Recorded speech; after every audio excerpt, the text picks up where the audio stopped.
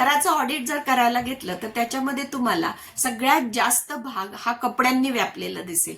महिलांचे कपडे, पुरुषांचे कपडे, मुलांचे कपडे, मुलींचे कपडे, ह्या कपड्यांनी जास्त भाग तुमचा ऑक्युपाईड असेल. तर तुम्ही तुमच्या घराचं ऑडिट करून पहा.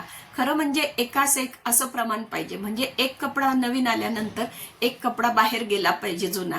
तर पण तसं होताना दिसत नाही. पण आपण आपला फॉर्म्युला ठरवला पाहिजे की 5 नवीन कपडे माझे आले तर एक तरी बाहेर जाईल, किंवा 10 नवीन आले तर एक तरी बाहेर जाईल. बाहेर जाऊ द्या, किंवा त्याच्यामध्ये रिसायकल करा, अपसायकल करा, त्याच्यापासून दुसऱ्या वस्तू बनवा, पण तो वापरला मात्र गेला पाहिजे. याच्यासाठी आपल्याला हे ऑडिट करणं खूप महत्वाची गोष्ट आहे.